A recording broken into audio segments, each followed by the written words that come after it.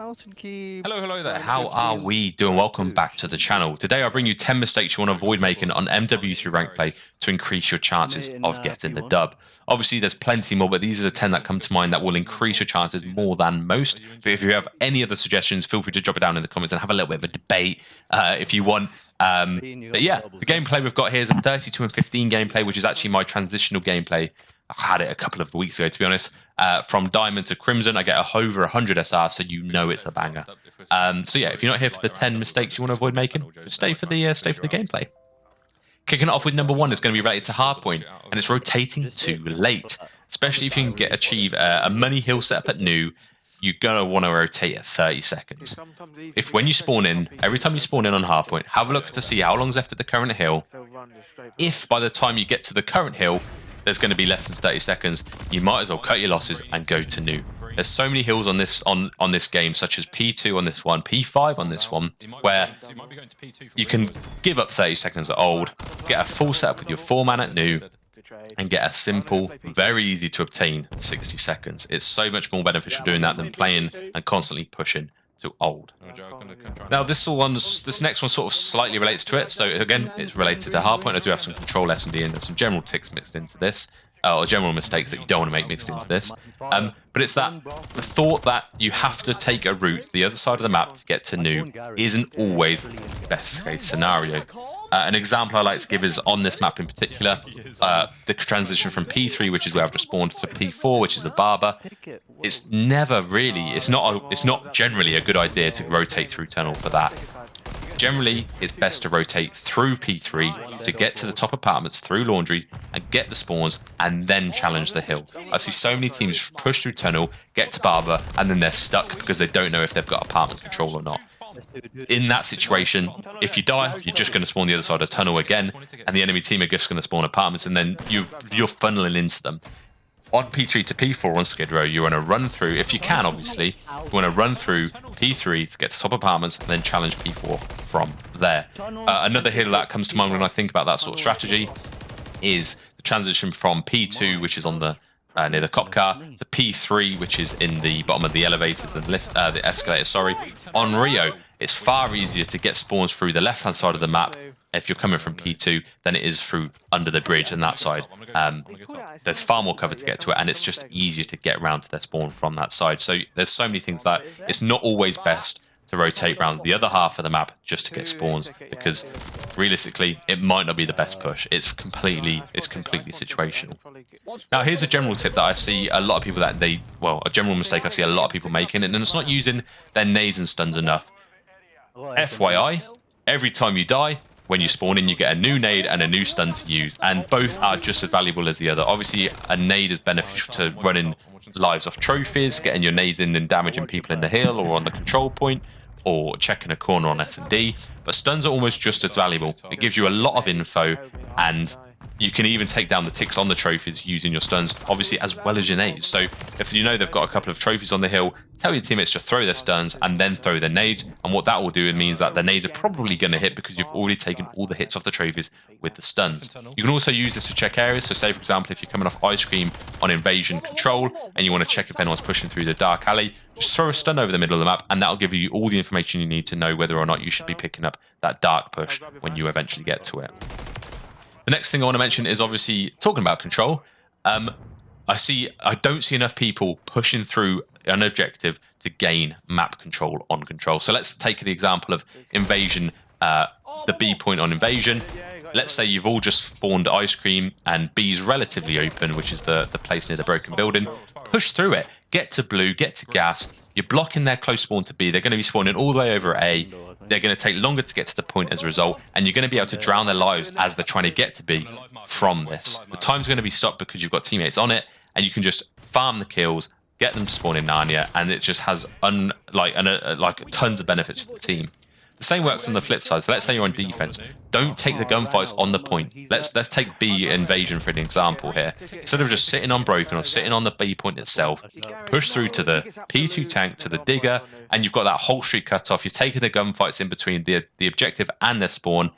Let's say you lose it. The next gunfight you take after you spawned in will be on the point. However, if on the flip side of that, if you're taking the gunfights on B control itself, You die, you spawn in Narnia, and they're already on the point. So that little bit of a map control just gives you a little bit more leeway to play with, even if you lose that gunfight.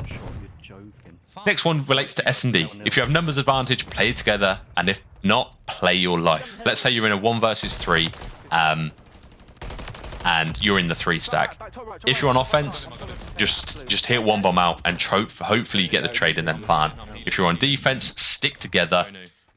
You don't need complete map coverage because realistically that enables the player with the team with the 1 player left to pick you off individually. Stay together.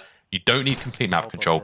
Worst case scenario, they plant, you retake as a 3-man, you get a trade, then you get the defuse. It's that simple. The next one is a general tip, and it relates to communication. Call out at your earliest convenience. Now, I know it's as easier said than done because there's passion involved in Call of Duty, obviously. Don't wait 3 seconds after a rant and then come where they are. Your teammates need vital, efficient communications from you to enable them to help you as a teammate as much as possible. So yeah, you die Eskers, you die top red, you die bottom fire. You know, it needs to be that efficient, that quick, give your teammates the best chance of winning. And obviously that's going to affect your teammates' ability to get the win and help you out as well. Now this again relates back to hardpoint.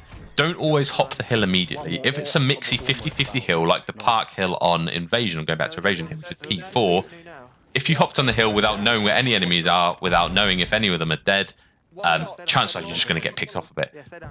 In that situation, you want to play both sides of the hill, play for kills. If you manage to get 2 kills, great, jump on it, trust your teammates to look over you, because at the end of the day, it's going to be a 3 versus 2 at that point, rather than a 3 versus 4 when you're on the point.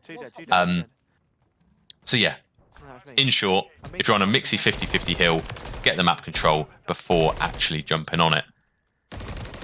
Next thing I want to mention relates to a general sort of tip, and or a general mistake I see people do quite a lot, and it's because this game enables it. I think MW2 was a proper stiff game. This one has slide cancels, has a little bit more movement and versatility with what you can do other than just shoot straight. Don't move too much. Generally, you guys are going to know where people are coming from because you've seen the spawn guides, and as a result, just hold a pre-aim. You don't want to move too much. You slide cancel around corners, you're sprinting too much. You're going to get caught out, and then it leads to a lot of gunfights being lost, or it's gunfights you're just not going to be ready for. Instead, take your time, estimate where they're going to be coming from, and just hold that pre-aim. It's as simple as that. So yeah, slow it down a bit. Don't overmove. You'll find yourself winning way more gunfights than you would be if you're just sprinting around like an absolute hooligan, slide cancelling everywhere. Next thing is going to be another control tip, and it's actually going to be about map control yet again. Maintain map control if you have it. I see so many people, let's say you're on Karachi, yes, you're on Karachi control, you're in Diner, your teammates are dying off spawn. Trust them as a 3, if that's the case, to get the kills, to get them out of spawn. What you want to do is be that really annoying player, be the player that's in the back of the enemy's heads that they have to consciously think about killing you for. So just run around, get some kills, hop in the point, hop out of the point. You don't want to sit on it. If you're out and you've got map control, don't hop the hill unless, you know, worst case scenario, because what happens there, I say hill, I mean control point, sorry. What happens there, the enemies know exactly where you are, and it takes one of them to kill you. You want to be difficult, you want to be annoying, and you want to do all you can to drill their lives down while your teammates are stuck. Keep the map control, hold a lane open. Let's say you're in, you've managed to get through B on Invasion, you can communicate to that team, I've got the whole of B control, and then it opens up an entire route for them to get to you. The final one is going to be an S&D tip, and I see this happen even in like iridescent lobbies at this point. Do not leave gaps if you're defending S&D as a 4-man. It's hard to do it, especially if you're not in a 4-man. Look at the minimap. If you press the scoreboard, press right bumper or R1, you get an overview of what the map looks like, and you can see where your teammates are watching. So even if you are solo or duo queuing, you sort of know where you need to watch. But I see so many teams break down on S&D because we've either managed to find a gap, leak through, and you know, just get behind them, and then it's like, oh, I've been shot in the back, how's he got there? It's because somebody wasn't watching the lane. So know where to watch, pick up where's open, and as a result, you shouldn't have any enemies leak through and find the opening as the first blood on S&D.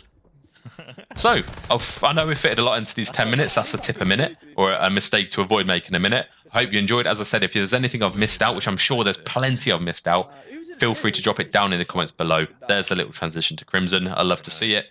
And yeah, let me know if there's anything else you want me to showcase on the channel. That'll do from me. Ciao for now. I'm afraid it's going to be the end of the journey there because I'm Crimson Joe. Jeez, MHS, how are you getting? A fair amount. A fucking lot more than I am. 27 for that. I could do this. Yeah, I got 104.